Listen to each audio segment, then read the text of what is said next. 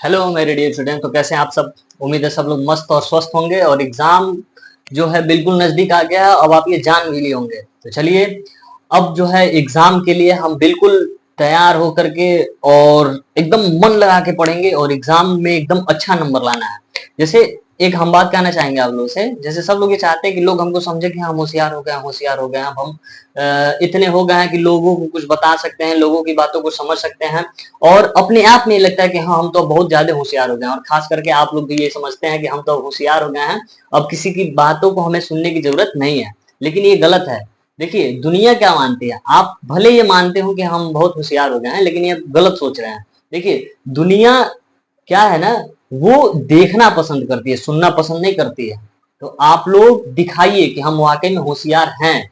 तो आप कुछ ऐसा कीजिए कि जिससे लगे कि लोगों को कि हाँ, आप होशियार हो गए हैं। और इसके लिए आप क्लास 10th में अगर हैं तो क्लास 10th के लिए तो फर्स्ट स्टेप ही होता है ये हमारा, जो फर्स्ट स्टेप कह लें। यानी कि अगर आप हाई स्कूल पास कर लेते हैं और कोई भी आपसे मिलता है और आपसे अगर पूछेगा कि आप किस क्लास में हो बेटा, तो वो अगर आप जैसे ही बताएंगे कि मैं क्लास 10th पास किया हूँ इसी साल, या मैं इस सन में क्लास 10th पास किया था, तो तुरंत आपके पास एक प्रश्न आएगा, आपके सामने तुरंत एक प्रश्न आएगा कि अच्छा, 10th में कितना परसेंट आया था। और आपका परसेंट डिसाइड वो कर लेगा आपके, हालांकि ऐसा होना नहीं चाहिए, लेकिन वो आपके परसेंटेज से ही डिसाइड करेगा कि आप पढ़ने में कैसे होंगे, क्या होंगे। तो ये लोगों की सोच है।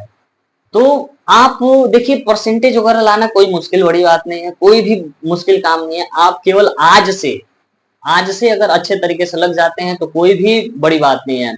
तो आप आज से लगिए और अच्छे नंबर लाने के लिए और अपने अच्छे जिंदगी को अच्छी तरीके से जिंदगी को बनाने के लिए आप आज से लग जाइए और अच्छे मेहनत से हम लोग अच्छा नंबर लाएंगे। और आज हम शुरू कर रहे हैं त्रिकोणमिति का परिचय, जो कि ये क्लास 10th हो, 11th हो और 12th हो, किसी में भी पढ़ने वाला लड़का हो जिसको त्रिकोणमिति में साइन थीटा कॉस थीटा सुन के ही लगता है कि क्या हो गया है, तो इससे अब हम बिल्कुल बेफिक्र होने वाले हैं और बिल्कुल ये समझ में आएगा।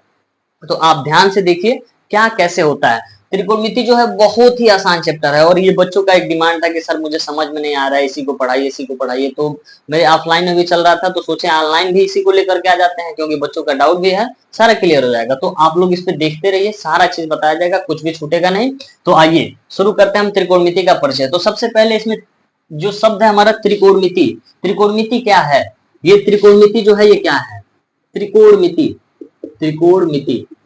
तो अब ये त्रिकोणमिति है क्या, आप लोग देख पा रहे होंगे कि त्रिकोणमिति में तीन शब्द हैं। कौन कौन से, एक तो त्रि है, दूसरा क्या है, कोण है, और एक क्या है, मिति है। अब इसका मतलब क्या हो गया, तीन शब्द से क्या मतलब है, तो आप अगर इसको तोड़ के सीखेंगे तो बहुत ही अच्छे तरीके से आपको कुछ इसमें दिखेगा, नजर आएगा।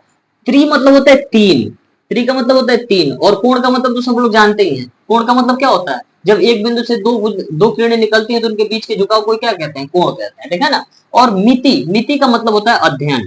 मिति का मतलब क्या होता है, अध्ययन। यानी कि हम कह सकते हैं इसमें कि हम इसमें तीन कोणों का अध्ययन करेंगे। किसका अध्ययन करेंगे, तीन कोणों का। और तीन कोण किस फिगर में होते हैं, तो आपको बहुत ही अच्छे तरीके से पता होगा कि तीन कोण जो होते हैं वो त्रिभुज में होते हैं। किसमें होते हैं, त्रिभुज में। तो त्रिभुज के भी तो कई सारे प्रकार पढ़े हुए हैं आप, तो क्या सारे त्रिभुजों को इसमें पढ़ा जाएगा, नहीं, बिल्कुल नहीं। इसमें हम एक स्पेशल प्रकार के त्रिभुज को पढ़ेंगे जिसको हम कहते हैं समकोण त्रिभुज। क्या कहते हैं, समकोण त्रिभुज। और समकोण त्रिभुज किसे कहते हैं, तो ये तो समझ में आ गया होगा। तो चलिए आइए देखते हैं समकोण त्रिभुज किसे कहते हैं। तो समकोण त्रिभुज एक ऐसा त्रिभुज होता है जिसमें एक कोण जो होता है वो 90 अंश का होता है। एक कोण कितने का होता है, 90 अंश का होता है। और बाकी जो दोनों कोण होते हैं वो न्यून कोण होते हैं। न्यून कोण कहने का मतलब क्या है, आप लोग सब लोग जानते होंगे। न्यून कोण का मतलब होता है एक ऐसा कोण जिसका मान जो होता है 90 अंश से कम होता है, उसी को हम कहते हैं न्यून कोण। तो ये एक कोण हो गया 90 अंश का, बाकी दोनों कोण हो गए न्यून कोण। तो अब इसमें हम क्या देखेंगे कि अब ये त्रिभुज जो दिख रहा है इसको हम सी ले लेते हैं, इसको बी ले लेते हैं। बी जो है 90 अंश का है। तो अब ये समकोण त्रिभुज तो हम ले लिए, तो अब हम त्रिकोणमिति में इसका यूज कैसे करेंगे। तो इसमें हमको क्या करना है कि इसमें हम करते क्या है, सबसे पहले इसमें समकोण त्रिभुज की भुजाओं और कोणों के साथ संबंध को पढ़ते हैं। क्या पढ़ते हैं, समकोण त्रिभुज में इनके कोणों और भुजाओं के साथ संबंध क्या है, उसी को हम त्रिकोणमिति में पढ़ते हैं। और उन्हीं भुजाओं और कोणों के संबंध को ही हम कहते हैं त्रिकोणमिति अनुपात। जो इसमें संबंध होता है वो संबंध स्थापित जो करता है उसी को कहते हैं त्रिकोणमिति अनुपात। तो त्रिकोणमितीय अनुपात हम कह सकते हैं क्या है, त्रिकोणमिति जो है वो क्या है, तो इसमें जो ऐसा अनुपात जो क्या करे, भुजाओं और कोणों को संबंधित करता है यानी कि जोड़ता है, उसी को हम त्रिकोणमितीय अनुपात कहते हैं। और हमारे पास त्रिकोणमितीय अनुपात जो होते हैं वो कितने होते हैं, 6 होते हैं। वो कौन कौन से हैं, तो सबसे पहले आप लोग पढ़े होंगे साइन, अगर पढ़ लिए होंगे तो साइन थीटा, दूसरा कॉस थीटा, टेन थीटा जो कि बहुत ज्यादा परेशान करता है लेकिन आज से नहीं करेगा, आप देखिए ये हो जाएगा कॉसेक थीटा, और क्या होगा सेक थीटा, और क्या होगा कॉट थीटा। बहुत से बच्चों का ये सवाल रहता है कि सर ये क्या है कॉस थीटा टेन थीटा, ये सब तो कभी जीवन में यूज ही नहीं होता है और फिर हम लोग पढ़ क्यों रहे हैं। तो देख लो भाई, मैथ का यूज जो है ना वो क्या करता है, दिमाग को बढ़ाता है। मैथ जो है, अगर मैथ समझने की क्षमता आ गई, ये क्या करेगा बहुत ज्यादा, जैसे अगर कहा जाता है ना कि आपके घर में जितना ज्यादा जगह होगा आप उस घर में उतने सामान को रख सकते हैं, जितना बड़ा रूम होगा उतना आपका बेड आएगा, सोफा आएगा, सारा चीज एक ही रूम में आ सकता है। तो ये क्या है, ये जगह बढ़ाने का काम करता है। आपके दिमाग में जो भी सोचने की, समझने की, तर्क करने की क्षमता जो आएगी इसी से पढ़ करके आएगी। अगर आप मैथ में अच्छे नहीं है तो ये भी कहना गलत नहीं है कि आपको सारा सब्जेक्ट जो है वो आप रट ही पाते होंगे, समझने में बहुत ज्यादा आप कमजोर हैं, ठीक है ना। तो इसलिए इसको समझिए और समझने का प्रयास कीजिए। तो चलिए आइए, जो त्रिकोणमितीय अनुपात है वो कितने हैं, 6 हैं, और ये बताते क्या है, तो ये भुजाओं और कोणों में संबंध को बताते हैं। चलिए देखते हैं। तो अब ये कोण तो हमें पता चल गया कि त्रिभुज में अब आ जाते हैं इस त्रिभुज में कैसे इनको और इसको एक साथ हम जोड़ते हैं, ये देखिए आप। तो सबसे पहले ये 90 अंश का कोण है, तो 90 अंश, जब भी समकोण त्रिभुज की बात की जाए और 90 अंश हमको दिखे, जहां भी ये लंब दिखता है 90 अंश का कोण दिखे, तो बिना कुछ कहे बिना कुछ समझे आप ये समझ ले कि इसके सामने वाली भुजा को हम कर्ण कहते हैं। इसके सामने वाली भुजा क्या कहेंगे, कर्ण कहेंगे। यानी कि ये भी हम कह सकते हैं कि समकोण त्रिभुज में सबसे बड़ी भुजा को ही कर्ण कहा जाता है। अर्थात ये 90 अंश जो बड़ा है और बड़े कोण के सामने वाली भुजा सबसे बड़ी होती है, इसीलिए क्या हो जाता है, बड़ी भुजा होती है, और इसको हम क्या कह देते हैं, कर्ण कह देते हैं। अब ये 3 भुजाएं थी, 3 भुजाओं के नाम में एक भुजा का तो नाम हम सीख लिए, कर्ण हो गया, लेकिन बाकी इन दोनों भुजाओं का नाम क्या होगा, तो इन दोनों भुजाओं के नाम में ही तो ट्विस्ट है, इसी को तो समझना है कि कैसे हम समझेंगे। तो इसको समझने के लिए सबसे पहले हम अगर एंगल ए लेंगे तो ये बदल जाएगा दोनों का, अगर एंगल सी लेते हैं तो भी ये बदल जाएंगे दोनों एक दूसरे से। तो ये डिसाइड करेगा कि हम एंगल ले कौन सा रहे हैं। चलिए हम ले लेते हैं एंगल ए, यानी कि यहाँ पे एक न्यून कोण थीटा बन गया। तो जैसे ही हम एंगल ए पे थीटा कोण बनाते हैं ना, तो इसका क्या होगा, ये इसके सामने वाला लंब हो जाता है, इसके सामने वाला क्या हो जाता है, लंब हो जाता है, और बाकी जो भुजा बची है यानी कि इसको हम आधार कह लेते हैं। समझ में आया कि नहीं आया, एक बार और समझ लीजिए। समकोण त्रिभुज में 90 अंश के सामने वाली भुजा को कर्ण कहेंगे हमेशा, और इस समकोण त्रिभुज में 90 अंश के बाद एक न्यून कोण जहां पे बनेगा, अगर हम ए ले रहे हैं तो ए, सी पे लेंगे तो सी, यानी कि अगर हम ए पे ले रहे हैं तो इस कोण के सामने वाली भुजा को लंब कहते हैं। क्या कहते हैं, लंब, परपेंडिकुलर कहते हैं। और ये कोण जिस पे बनता है यानी कि बची हुई भुजा को हम क्या कह देंगे, आधार कह देंगे। अब ऐसे ही अगर हम ये फिगर बना लें और इसमें हम कह देते हैं कि हम थीटा अब यहाँ लेंगे, यहाँ नहीं लेंगे, यहाँ लेंगे थीटा, तो जब यहाँ थीटा ले लेंगे तो मान लीजिए पी क्यू आर हो गया, तो थीटा यहाँ ले लिए तो 90 अंश तो यही रहेगा। और अभी हम बताए कि जब भी 90 अंश दिखे तो तुरंत सामने वाले को कहिए कर्ण, तुरंत सामने वाले क्या कर दीजिए, कर्ण। और ये थीटा अब यहाँ पे बन गया ना, तो यही तो बदल देगा, यही क्या करेगा, ये थीटा है तो इसके सामने लंब हो गया, तो ये थीटा है तो इसके सामने वाला क्या हो जाएगा, लंब हो जाएगा, ठीक है ना। ये क्या हो जाएगा, लंब हो जाएगा, और ये जो बचा है आधार हो जाएगा। तो इसको बहुत ही ध्यान से समझने की जरूरत है, बहुत ही ज्यादा ध्यान से समझने की जरूरत है। जैसे इसका घर बदलेगा ये पूरा नक्शा ही बदल देगा, जैसे इसका घर बदलेगा नक्शा बदल दिया। यानी कि क्या हो गया, थीटा है तो इसके सामने वाला लंब है, और यहाँ पे थीटा गया तो इसको लंब कर देगा, ठीक है ना। तो केवल थीटा के बदल जाने से, कोण के बदल जाने से दो भुजाएं बदल जाती हैं, कभी कर्ण तो कभी नहीं जीवन में बदलेगा। 90 अंश के सामने कर्ण हमेशा रहता है और हमेशा रहेगा, ठीक है ना। तो चलिए अब देखते हैं ये क्या है, अब इनको हम देखते हैं कि कैसे इसका यूज करते हैं। इतनी बात तो समझ में आ गई होंगी उम्मीद है। अगर किसी भी बात में कोई भी बात समझ में नहीं आ रही है तो आप कमेंट करके बताइए, उसको हम दोबारा समझाने का प्रयास करेंगे। और ये बता दें आप लोगों की अब मेरा वीडियो जो है रेगुलर आता रहेगा, क्लास 10th 12th और 9th वाले भी उत्सुक होंगे तो 9th के लिए भी आएगा, 11th के लिए भी आएगा, लेकिन मोस्ट इंपॉर्टेंट है क्लास 10th और 12th। इनको तो अच्छे तरीके से देखना ही होगा और पढ़ना ही होगा और मन से पढ़ना होगा। तो आइए देखते हैं। सबसे पहले हम बात करेंगे कि ये कहां से आते हैं, ये क्या होते हैं, ये कहां से आते हैं। तो सबसे पहले हम बात करेंगे त्रिकोणमितीय अनुपात जो 6 है वो आए कहां से। तो सबसे पहले होता है साइन, ये होता है साइन। और साइन का संक्षिप्त रूप जो होता है, अगर हम कहें यहाँ पे इसको कह लें, इसका एक व्यापक रूप कह लें, व्यापक रूप, और इसको कह लेते हैं संक्षिप्त रूप। थोड़ा सा क्लास बड़ा होगा क्योंकि बेसिक से हम लेके चल रहे हैं, ठीक है ना।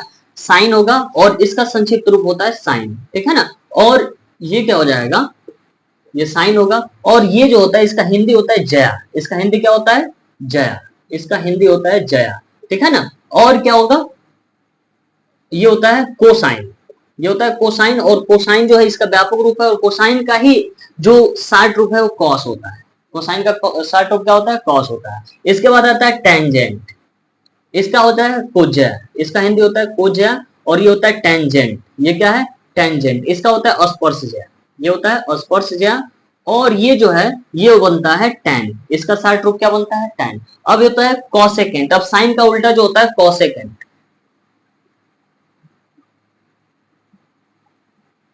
कॉसेकेंट, ये होता है कॉसेकेंट, और इसका संक्षिप्त रूप जो होता है वो कॉसेक होता है, क्या होता है, कॉसेक होता है, ठीक है ना। अब क्या होता है, अब होता है ये साइन का तो कॉसेकेंट हो गया, और ये क्या हो गया, सेकेंट होता है, सेकेंड, सेकेंड, ये सेकेंड होता है, और सेकेंड का जो शार्ट रूप होता है ये सेक होता है। और ये टेंजेंट जो होता है इसका उल्टा जो होता है कोटेंजेंट होता है, कोटेंजेंट, कोटेंजेंट का मतलब होता है कॉट, इसका शार्ट रूप क्या होता है, कॉट। यानी कि आप अच्छे तरीके से समझ पा रहे होंगे कि ये आए कहां से हैं। तो इसे कभी एग्जाम में पूछ लेता है कि साइन जो है किसका संक्षिप्त रूप है, तो किसका है, साइन का है। कॉस किसका संक्षिप्त रूप है, तो कोसाइन का है। टेन किसका संक्षिप्त रूप है, तो टेंजेंट का है। कॉसेक किसका है, तो कोसेकेंट का है। और सेक किसका है, तो सेकेंट का है। और कॉट किसका है, तो कोटेंजेंट का है, ठीक है ना। तो ये यहां से इसके शार्ट रूप होते हैं।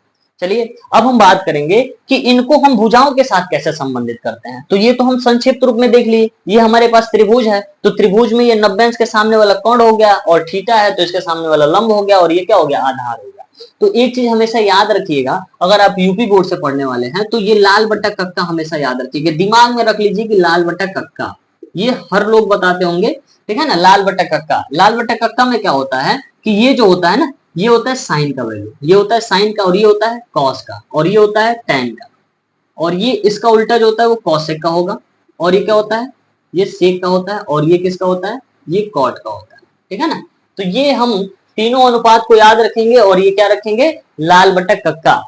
यूपी बोर्ड वाले के लिए, अगर आप इंग्लिश मीडियम में पढ़ने वाले हैं, थोड़े से स्मार्ट लैंग्वेज है, तो इसको आप याद रखने के लिए एक चीज याद रखते हैं, पाकिस्तान भूखा प्यासा, हिंदुस्तान हरा भरा, इसको भी याद रख सकते हैं, ठीक है ना। पाकिस्तान भूखा प्यासा और हिंदुस्तान हरा भरा, यानी कि पी से परपेंडिकुलर यानी कि लंब, बी से बेस यानी कि आधार, पी से परपेंडिकुलर यानी कि लंब, एच से हाइपोटेनस यानी कि कोण, और एच से हाइपोटेनस यानी कि कोण, और बी से बेस। तो ये हो जाएगा, ऐसे समझ सकते हैं आप, ठीक है ना।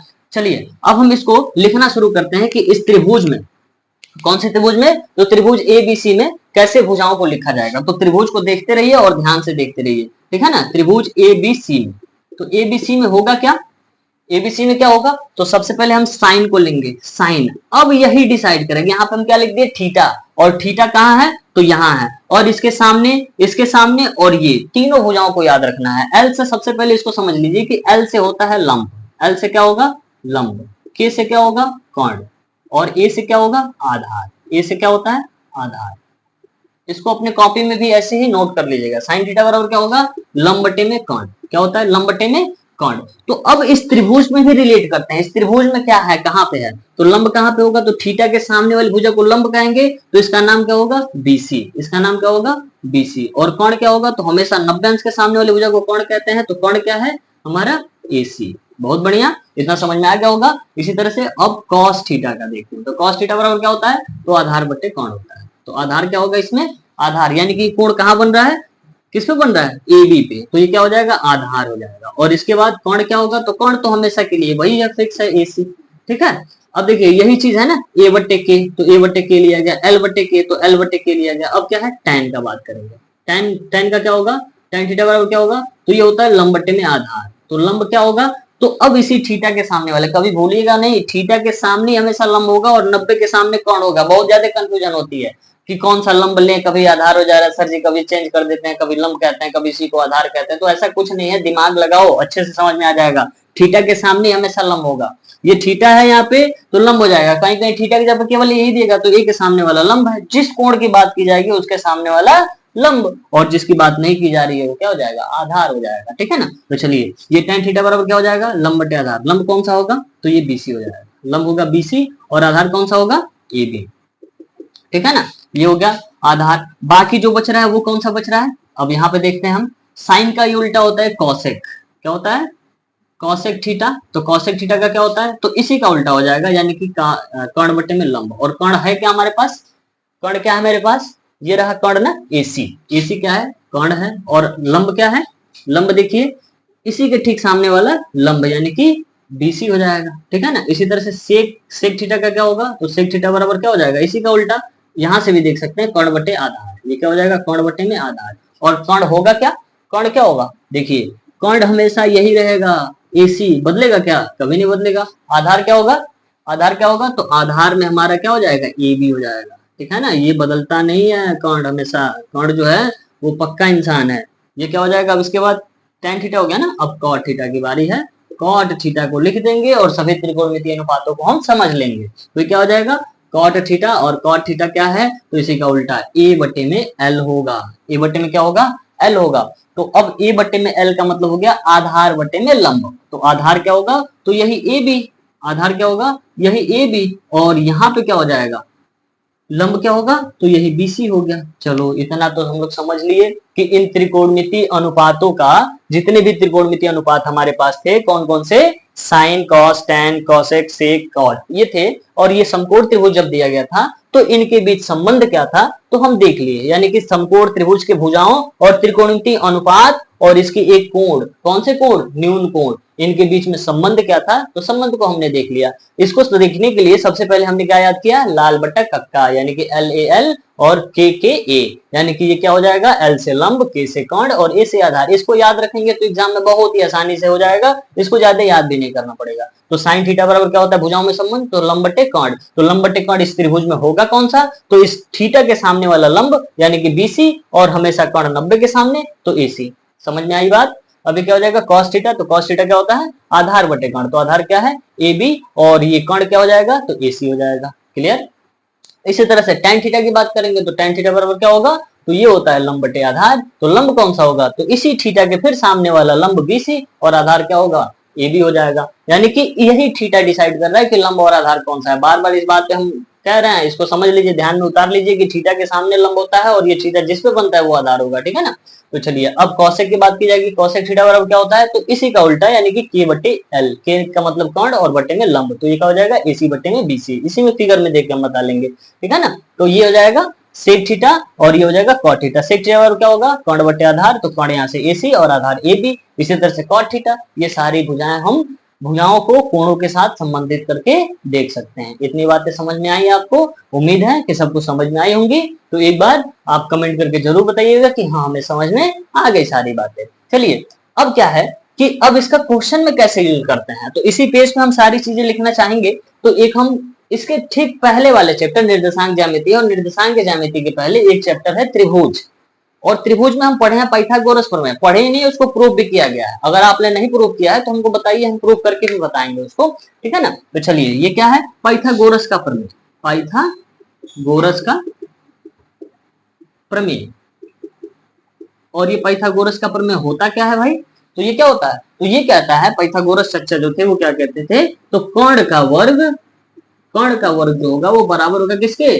आधार के वर्ग के और प्लस लंब के वर्ग के। यानी कि ये पाइथागोरस साहब जो थे उन्होंने बताया था, एक सूत्र दिया था किसमें? तो समकोण त्रिभुज में तीनों भुजाओं का नाम अगर आप लिख लेते हैं तो इनमें एक रिलेशन बताया था। और वो रिलेशन क्या था? तो कर्ण का स्क्वायर बराबर आधार का स्क्वायर प्लस लंब का स्क्वायर। ठीक है ना। तो इसको आप याद रखेंगे हमेशा। तो अब इसमें त्रिभुज में क्या देगा? तो कोई भी दो भुजा देगा, या तो लंब दे देगा, नहीं तो आधार दे देगा, तो कर्ण निकालना होगा। या कर्ण देगा आधार दे देगा, लंब निकालना होगा। या कर्ण और लंब दे देगा तो आधार निकालना होगा। यानी कि कोई भी एक हमको निकालना पड़ेगा। और इसको निकालने के लिए हम इन्हीं फार्मूले का यूज करेंगे। केवल इसी एक फार्मूले का यूज करके बाकी सारे फार्मूले हम बना सकते हैं। चलिए अभी दिखाते हैं कि इसी फार्मूले से हम बाकी 3 फार्मूले कैसे बनाते हैं, और अभी इस पे क्वेश्चन भी करके दिखाते हैं आपको। ठीक है ना। तो चलिए इतना तो चीजें समझ लीजिए। कहीं भी किसी को डाउट हो तो एक बार कमेंट में बताइए क्या दिक्कत है, फिर इसको समझा देंगे। ठीक है ना। अगली क्लास में पहले समझा के फिर अगला क्लास शुरू होगा। ठीक है ना। तो चलिए देखिए,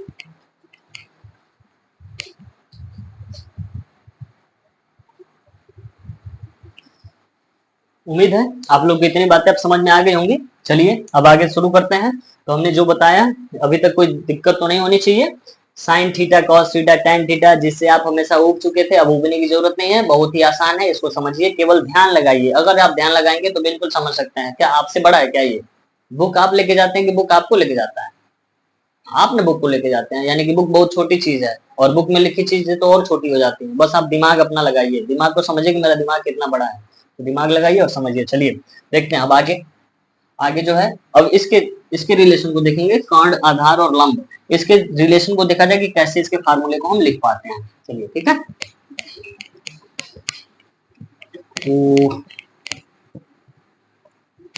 आप ये कभी मत समझिए कि हम ऑनलाइन पढ़ रहे हैं तो समझ में नहीं आएगा। ऑफलाइन में जो है, ऑफलाइन और ऑनलाइन दोनों एक ही चीजें हैं, केवल हमको करना क्या है, कहीं भी कंसंट्रेट होकर पढ़ना होता है। नहीं तो क्लास में तो लड़के ऐसे पढ़ते रहते हैं और सर जी देखिए क्या कर रहा है, वो क्या कर रहा है, ऐसे तो कहते रहते हैं। तो यहाँ पे तो कोई कहने वाला है नहीं आप लोग को, तो यहाँ पे आप लोग अच्छे से मन लगा के पढ़िए, और अपने मन से पढ़ना है। तो जिसका मन लगेगा वही पढ़ेगा, नहीं लगेगा नहीं पढ़ेगा। तो चलिए, पाइथागोरस प्रमेय जो लिखे थे वो क्या लिखे थे, कर्ण का वर्ग। क्या लिखे थे? कर्ण का वर्ग बराबर आधार का वर्ग, आधार का वर्ग और प्लस लंब का वर्ग, ये हो जाएगा ना। अब देखिए, अब इसमें से हम सभी फार्मूले को निकालते हैं। कैसे निकालते हैं? तो सबसे पहले इसको तो हम k का स्क्वायर लिख लेते हैं, और a का स्क्वायर बार बार कौन इतना लंबा लिखने जाएगा, ठीक है ना, मेरा इंक भी नुकसान होगा। आप लोग समझदार हैं, समझ गए ही होंगे, तो छोटा कर लेते हैं इसको, यानी कि k से कर्ण, a से आधार और l से लंब। अब इसकी बात करते हैं, तो ये क्या होता है, कौन सा कैसे निकलेगा, अब आइए देखते हैं इसको। तो सबसे पहले हम k को ही निकाल लेते हैं, तो k बराबर क्या होगा हमारा, तो ये रूट लग जाता है, यानी कि कर्ण निकल गया क्या, आधार का स्क्वायर प्लस लंब का स्क्वायर। कहीं कहीं ये देखिएगा कि कोई पढ़ रहा होगा और गुरुजी लिखवा देंगे कर्ण का स्क्वायर बराबर लंब का स्क्वायर प्लस आधार का स्क्वायर, तो आप ये मत कहिएगा कि सर जी तो उल्टा लिखवा दिए हैं और क्या गलती लिखवा दी। ऐसा कुछ नहीं है, गलत नहीं है, ये दोनों प्लस में है, तो किसी को पहले किसी को बाद में लिखा जा सकता है, ठीक है ना। तो ये गलती नहीं है, प्लस में जब होता है तो इधर उधर लिखा जा सकता है, ठीक है ना। केवल आप यहाँ देखिए क्या है, कर्ण का स्क्वायर था, स्क्वायर हमने हटाया, इधर क्या लग गया, अंडर रूट लग गया। तो अब ये हमारा एक फार्मूला आ गया। केवल अब देखिए, यहाँ पे दिमाग लगाना है आपको, दिमाग है तो लगाइए। क्या है, ये दिमाग लगाना है कि के से तो होता है, के से कर्ण, ए से आधार और एल से लंब, ये आपको समझना होगा। अब हम बात करते हैं फिर इसी का समीकरण एक, अगर इसको करें तो समीकरण एक से फिर से हम किसका वैल्यू निकालें। मान लीजिए हमको आधार निकालने का मन कर रहा है, किसको निकालें, आधार को। तो आधार कैसे निकालेंगे, तो लंब को इधर कर देंगे तो अकेले आधार इधर बच जाएगा। तो यही तो हो गया, आधार का स्क्वायर बराबर हमारा क्या हो जाएगा, कर्ण का स्क्वायर माइनस एल का स्क्वायर। अब देखिए यहाँ पे, अब आपके गुरुजी भी यहाँ भी यही लिखवाए होंगे कि आधार का स्क्वायर बराबर कर्ण का स्क्वायर माइनस एल का स्क्वायर। ये कभी नहीं लिखवाए होंगे, एल पहले और की को बाद में नहीं करेंगे, क्योंकि यहाँ पे हमको क्या करना है, माइनस का चिन्ह आ गया, तो माइनस का चिन्ह साथ नहीं छोड़ता है, जिसके साथ रहेगा उसी के साथ रहेगा, ठीक है ना, जब तक कि पलटी ना मारे। माइनस का चिन्ह कभी साथ नहीं छोड़ता है, साथ छोड़ेगा तो कब छोड़ेगा, जब ये पलटी मारता है, ठीक है ना। तो जब इधर पलटी मारने का मतलब पक्षांतर करेंगे तभी साथ छोड़ेगा, ठीक है ना। तो चलिए आइए देखते हैं ये क्या हो जाएगा। अब यहाँ से ए का वैल्यू निकालेंगे, यानी कि आधार निकालेंगे, तो क्या हो जाएगा, के का स्क्वायर माइनस एल का स्क्वायर। क्लियर, ये भी हमको समझ में आ गया होगा।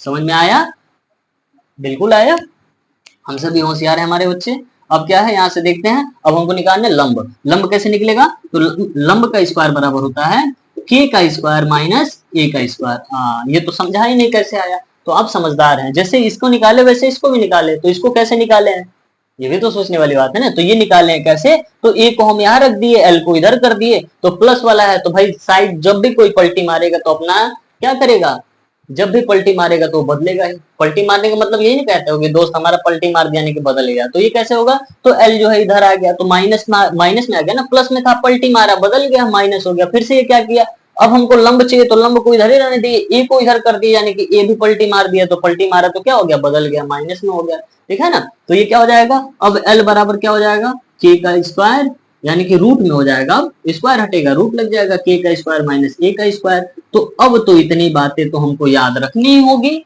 इतनी बातें तो रखनी होगी याद, कि जब हम पाइथागोरस प्रमेय देख लेंगे, पाइथागोरस चाचा का थ्योरम देख लेंगे कि कर्ण का स्क्वायर बराबर आधार का स्क्वायर प्लस लंब का स्क्वायर होता है। यहाँ से हम देखो कर्ण भी निकाल सकते हैं क्या, अंडर रूट में आधार का स्क्वायर प्लस लंब का स्क्वायर, ये सीधे से लग रहा है क्या, ये सी नहीं है मेरे भाई, ये एल है, यानी कि लंब है, ठीक है ना। ये क्या हो जाएगा, के बराबर अंडर रूट में ए का स्क्वायर प्लस एल का स्क्वायर, यानी कि कर्ण बराबर आधार का स्क्वायर प्लस लंब का स्क्वायर। फिर इसी तरह से ये क्या हो जाएगा, आधार निकालेंगे तो आधार का स्क्वायर बराबर कर्ण का स्क्वायर माइनस एल का स्क्वायर। फिर ये निकालेंगे तो रूट में हो जाएगा, रूट में के का स्क्वायर माइनस एल का स्क्वायर। फिर इसी तरह से एल स्क्वायर जब निकालेंगे तो ये क्या होगा, फिर इसको पलटी मारेंगे चिन्ह बदल जाएगा, तो के का स्क्वायर माइनस ए का स्क्वायर, एल बराबर क्या होगा, रूट में के स्क्वायर माइनस ए स्क्वायर। यानी कि इतनी सारे बातें तो हम समझ गए। अभी हमने बताया कि त्रिकोणमिति में अनुपातों में क्या संबंध था, तो यहाँ पे फिर लिख लेते हैं हम, या आप लोग खुद लिखिएगा ना। कॉस साइन थीटा का भुजाओं में संबंध क्या होता है, कॉस थीटा का भुजाओं में संबंध क्या होता है, इसको एक बार नोट कीजिएगा, ठीक है ना। अब बात करते हैं हम फिर से, त्रिकोणमिति अनुपात जितने भी बताए थे उनके व्युत्क्रम में कुछ संबंध होता है। व्युत्क्रम में संबंध यानी कि यहाँ पे हम इसको लिखेंगे, व्युत्क्रम में संबंध क्या होगा, तो ये होता है यहाँ पे लिखते हैं इसको, यहाँ नहीं लिख करके यहाँ पे लिखा जाएगा। यहाँ पे लिखेंगे तो क्या होगा, सबसे पहले साइन थीटा की बात करेंगे, तो साइन थीटा का जो व्युत्क्रम होता है 1 कॉसेक थीटा, इसको तो याद रखिएगा मेरे भाई, ये बहुत ही काम की चीज है, हमेशा ये साथ देगा। कॉस थीटा बराबर क्या होगा, 1 ये क्या हो जाएगा, सेक थीटा, ये क्या होता है, सेक थीटा। अब ये क्या हो जाएगा, टेन थीटा, टेन थीटा बराबर क्या होता है, तो 1 कॉट थीटा, ठीक है ना। और फिर क्या हो जाएगा यहाँ पे कॉसेक थीटा, और कॉसेक थीटा बराबर क्या होता है, तो ये होता है 1 साइन थीटा, ये क्या होता है 1 साइन थीटा। फिर क्या होता है, यहाँ पे आ जाएगा सेक थीटा, तो सेक थीटा बराबर क्या होता है, तो 1 कॉस थीटा होता है, ठीक है ना। ये इसके व्युत्क्रम के साथ संबंध है, व्युत्क्रम त्रिकोणमितीय अनुपात का व्युत्क्रम के साथ संबंध है, यहाँ पे ऊपर हेडिंग दे लीजिएगा। और क्या हो जाएगा, यहाँ पे बचेगा क्या, कॉट एक बच रहा है ना, तो कॉट थीटा बराबर क्या हो जाएगा 1/tan थीटा, ये क्या हो जाएगा 1/tan थीटा। समझ में आया, तो इतनी तो बातें हम याद रख लेंगे। अब एक और फार्मूला होता है जो स्पेशल तरीके से थोड़ा सा एडवांस है ना, ये tan वाला, तो tan एडवांस है, तो tan थीटा का लिख लेते हैं, इसको क्यों छोड़े। तो tan थीटा का एक और फार्मूला होता है sin थीटा बटे में cos थीटा, ये कहता है कि हमको अलग से ही दीजिए, तो ये अलग से इसको दे दिएगा एक और फार्मूला। और बात करते हैं cot थीटा का, ये भी कहता है कि हम इसके उल्टे हैं तो हमारा नहीं होगा, हमारा भी होगा, तो चलिए इसका भी लिख लेते हैं। ये क्या होता है, cos थीटा बटे में sin थीटा हो जाता है। ये हो गया ना, समझ में आया। तो ये है इनके व्युत्क्रम के साथ संबंध। थोड़ा सा हमको अच्छा नहीं लग रहा है, इसको भी लिख लेते हैं, इसी में एक पेज में हो जाएगा, आप लोग सारा रिलेट करके सीख सकते हैं। क्या चीज, तो जो समकोण त्रिभुज हम बनाए थे, फिर यहाँ पे बना लेते हैं समकोण त्रिभुज एबीसी, एबीसी, और ये क्या हो जाएगा 90 हो जाएगा, तो इसके सामने कोण होगा।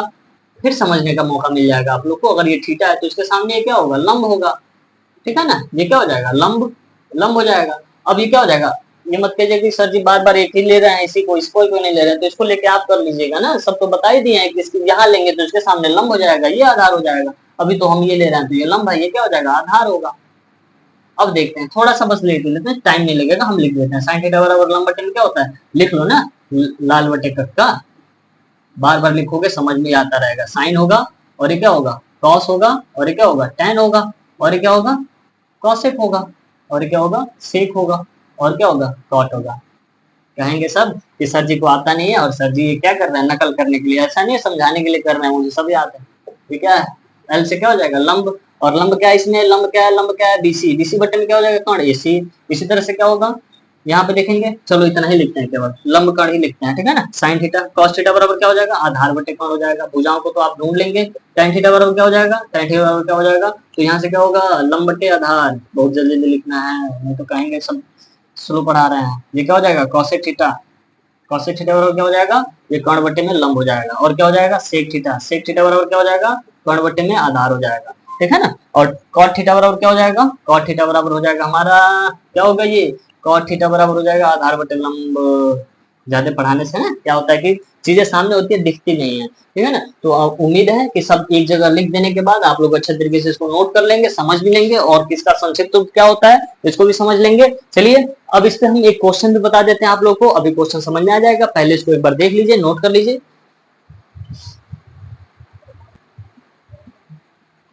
चलिए अब आइए देखते हैं कि क्वेश्चन कैसे पूछा जाता है। ये सब तो हो ही गया, अब इसको मिटाते हैं, मिटा दिया जाए ना, अब मिटा देते हैं। बाकी सारा फार्मूला तो याद रखिएगा, हमको याद है, आपको याद करने की जरूरत है, क्योंकि एग्जाम आप देंगे, हम नहीं देंगे। ये तो कहिएगा, ले चलिएगा, हमको भी एग्जाम देने के लिए चलेंगे, आप तो डिस्ट्रिक्ट होइएगा ही, हमको भी ले चलिएगा। लेकिन ऐसा नहीं करना है, अपने ऊपर विश्वास रखना है यार, अभी से शुरू तो करो आप, जब तक शुरू नहीं करोगे तभी तक हार्ड लगेगा, जब शुरू कर दोगे तो आसान हो जाएगा, बहुत आसान है ये। ठीक है ना। तो चलिए देखते हैं क्वेश्चन कैसे पूछा जाता है। जैसे क्या कहेगा कि दे दिया साइन, साइन थीटा बराबर दे दिया, क्या दे दिया, तो अब इसको तो आप जानेंगे ना, हम जानते हैं क्या देगा, क्या दे देगा, साइन थीटा बराबर एक वैल्यू दे दिया। जैसे कि अगर कोई भी वैल्यू आए तो आप केवल उसका क्या करना है, सबसे पहले क्या क्या दिया है ये लिखना होगा। जैसे मान लीजिए साइन थीटा बराबर आ गया 4/5, क्या आ गया 4/5 आ गया, ये क्या है 4/5, ये कहाँ से आ गया है, तो अपने पास से लिए हैं जो कि क्वेश्चन में देगा, ठीक है ना, ये क्वेश्चन है, एग्जांपल है, ठीक है ना। तो ये साइन थीटा बराबर ये दे दिया और कह रहा है कि साइन थीटा दे करके और कह दिया कि कॉस थीटा बताइए और आप टेन थीटा बताइए और कॉसेक थीटा भी बता दीजिए, क्या बता दीजिए, कॉसेक थीटा भी बता दीजिए और क्या बता दीजिए, इसका सेक थीटा भी बता दीजिए और क्या बता दीजिए, कॉट थीटा भी बता दीजिए। यानी कि पांचों को पूछ लेगा, एक दे दिया है तो कैसे निकालोगे मेरे भाई, निकल जाएगा, बहुत आसान है। ये क्या होगा, साइन थीटा है ना, तो साइन थीटा का मतलब क्या होता है, अभी तो बताए थे, लाल बटा कक्का, कहाँ गए, लाल बटा कक्का, बार बार लिख रहा है, इसको याद कर लेना, नहीं तो बहुत मार मारेंगे, मारेंगे जैसे तुम लोग तो ऑनलाइन हो, लेकिन ऑफलाइन के बच्चों को तो पीट ही सकते हैं। ये साइन हो जाएगा, ये क्या हो जाएगा, कॉस हो जाएगा और ये क्या होगा, टेन हो जाएगा और ये क्या हो जाएगा, यहाँ पे ये हो जाएगा कॉसेक और ये क्या होगा, ये तो सेक होगा और ये क्या होगा, ये क्या हो जाएगा, ये सेक क्या होगा जी, कॉट होगा, बोलते नहीं हो तुम लोग, कॉट हो जाएगा ना। अब क्या होगा यहाँ पे, अब ये क्या हो गया, साइन यानी कि लंब बटे में कोण, क्या क्या दे दिया, लंब और कोण दे दिया, क्या निकालना है, आधार निकाल लोगे। आधार निकालने का फार्मूला क्या बताते हैं, आधार बराबर क्या होता है, रूट में के का स्क्वायर माइनस एल का स्क्वायर, के नहीं कोण का स्क्वायर माइनस एल का स्क्वायर यानी कि लंब का स्क्वायर, ठीक है ना। तो के का मतलब क्या होता है, यानी कि वैल्यू किसका कितना है, 5 का स्क्वायर माइनस एल का वैल्यू यानी कि 4 का स्क्वायर, तो कितना हो जाएगा, अब ये हल करोगे कितना आ जाएगा, 25 और -16। अब ये कहां से आ गया 25 -16, सॉरी इसका वर्ग है ना, वर्ग का मतलब क्या होता है, आपस में दो बार गुणा, 25, समझ में आया, 4 का स्क्वायर यानी कि 4 का आपस में दो बार गुणा, कितना, 2 से नहीं 4 से 16, तो ये हो गया 25 में से 16 जाएगा, कितना बचेगा, रूट में 9 और रूट में 9 निकल कितना आएगा 3, यानी कि ए भी निकल के आ गया कितना, तो हमें क्या क्या मिल गया, क्या क्या मिल गया, के भी मिल गया 5, एल मिल गया 4 और ए मिल गया कितना, ये मिल गया कितना, 3, समझ में आया। तो तीनों जब मिल गए तो cos थीटा को लिखना है ना, तो cos थीटा लिखो, cos थीटा बराबर क्या होता है, लाल बटे कक्का कहाँ गए, ए बटे एल, आधार बटे कोण, आधार क्या होगा, आधार कितना है 3 और लंब कितना है 4, ठीक है ना। अब क्या हो जाएगा, ये हो जाएगा tan थीटा, tan थीटा बराबर क्या होगा, तो tan थीटा बराबर क्या होता है, लंब बटे में आधार, लंब कितना है, एल का वैल्यू कितना है 4, आधार कितना है 3 और ये क्या हो जाएगा, एक हो जाएगा cosec थीटा, इसको भी लिख लेते हैं ना, cosec थीटा बराबर क्या हो जाएगा, ये क्या होगा, कोण बटे में लंब, तो कोण बटे में लंब, कोण कितना आया है, कोण कितना है 5 है और लंब कितना है, तो लंब कितना है 4 है, चलो बहुत बढ़िया। अब इसी के साथ क्या हो जाएगा, सेक को भी लिखेंगे, तो सेक थीटा बराबर क्या हो जाएगा, ये क्या होता है, ये क्या होता है, कोण बटे में आधार होता है, कोण बटे में आधार, तो कोण क्या होगा, कोण कितना है, कोण कोण कोण कोण, देखो कॉस का तो हम गलत लिख दिया ना, बोला कोई नहीं है, देख रहे थे ना कि तुम लोग ध्यान दे रहे हो कि नहीं दे रहे हो, तो कॉस का होता है आधार बटे कोण होता है मेरे भाई, आधार बटे कोण होगा, तो आधार कितना है इसमें, आधार हो गया 3 और कोण कितना हो गया 5, तो ये कितना होगा, कोण जो होगा वो 5 होगा, ठीक है ना। tan बराबर देख लो सही है ना, लंब बटे आधार, लंब 4 है और आधार 3 है, ठीक ही है। सेक कॉसेक का हो जाएगा कोण बटे में लंब, ठीक है, कोण कितना है 5 है और लंब कितना है 4 है। इसी तरह से सेक का लिखेंगे तो कोण बटे आधार हो जाएगा, कोण कितना है 5, 5 बटे में 3, ठीक है ना। और ये क्या हो जाएगा कॉट थीटा, तो कॉट थीटा बराबर क्या हो जाएगा, cot theta cot theta cot theta क्या होगा, आधार बटे लंब, आधार बटे लंब, तो आधार कितना है यहाँ पे, तो आधार आधार अभी तो निकालने हैं 3 और ये क्या हो जाएगा, एल एल का वैल्यू 4, तो इसी तरह से तो देगा ना, ऐसे ही तो क्वेश्चन आते हैं, यानी कि कोई भी ये वैल्यू दे देगा और कहेगा इसमें आधार और कोण हम अपने आप से मान लेंगे, अपने आप से नहीं मानेंगे, होता ही है, साइन थीटा बराबर यही होता है, ठीक है ना। तो उसके बाद से बाकी सबको हम लिख सकते हैं, चलिए ठीक है। तो आप लोग इस पूरे वीडियो को देखें अगर, तो कमेंट में एक बार जरूर बताइएगा कि हाँ हमने देखा और वीडियो कैसा लगा। इसके बाद वाला अब लाइन बाय लाइन एक एक क्वेश्चन करके बताएंगे, जिसको भी समझ में नहीं आ रहा होगा ये हमारे अगले वीडियो में उसको हम समझाएंगे। एक बार केवल आप कह दीजिएगा कि ये चीज हमको समझ में नहीं आएगा, समझ में नहीं आया है, समझ में आएगा क्यों नहीं, समझोगे तो जरूर समझ में आएगा, ठीक है। चलिए मिलते हैं अगले क्लास में, थैंक यू, ठीक है।